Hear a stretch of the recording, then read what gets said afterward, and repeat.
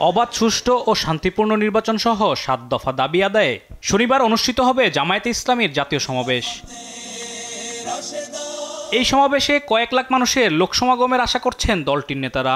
এরই মধ্যে ঢাকার বিভিন্ন এলাকায় এলইডি স্ক্রিন ও মাইক বসানোর পাশাপাশি সোহরাওয়ার্দী উদ্যানে স্টেজ নির্মাণ ও সাজসজ্জার কাজ সম্পূর্ণ করা হয়েছে। সমাবেশ ঘিরে এরই মধ্যে সোহরাওয়ার্দী উদ্যানে আসতে শুরু করেছেন নেতাকর্মীরা।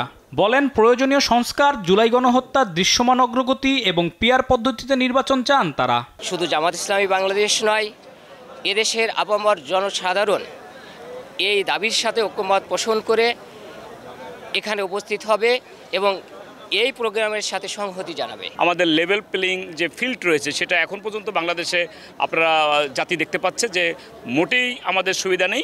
জোরপূর্বক ক্ষমতা দখল, নগর ভবন দখলের মতো, নগর ভবন ঘেরাওয়ের মতো, মানে নিজেকে প্রধানমন্ত্রী ঘোষণা করার মতন ঘোষণাও আসতেছে। তো তাদেরকে আমরা এই সমাবেশ থেকে একটা স্পষ্ট করা বাদ দিতে চাই। আগামীর বাংলাদেশ, জামাত ইসলামীকে বাদ দিয়ে আগামীর বাংলাদেশ চিন্তা করা কখনোই সম্ভব না। সমাবেশের প্রস্তুতি কার্যক্রম পরিদর্শনে শনিবার দুপুরে সোহরাওয়ার্দী উদ্যানে আসেন জামায়াতের সেক্রেটারি জেনারেল মিয়া গোলাম পরওয়ার। জানান, নির্বাচনে লেভেল প্লেইং ফিল্ড সহ ৭ দফা দাবি মেনে নেওয়ার আহ্বান জানানো হবে। ৭ দফা এবং আরো দফা জনগণের বাড়ছে। এই সমাবেশ যত এগিয়ে আসছে, গণ দাবি তত বৃদ্ধি পাচ্ছে। সবই জাতীয় নেতৃবৃন্দ আগামীকাল এই সমাবেশ থেকে ইনশাআল্লাহ উচ্চকিত করবেন। আমরা রাজধানীবাসীর কাছেই সহযোগিতা চাই, দেশবাসীর কাছে দোয়া চাই। আপনারা মহান আল্লাহর কাছে হৃদয়ের সমস্ত আকুতি দিয়ে আপনারা একটু আল্লাহর কাছে দোয়া করবেন। জাতীয় সমাবেশ ঘিরে রাজধানীবাসীর ভোগান্তি বিবেচনায় ক্ষমা চান তিনি।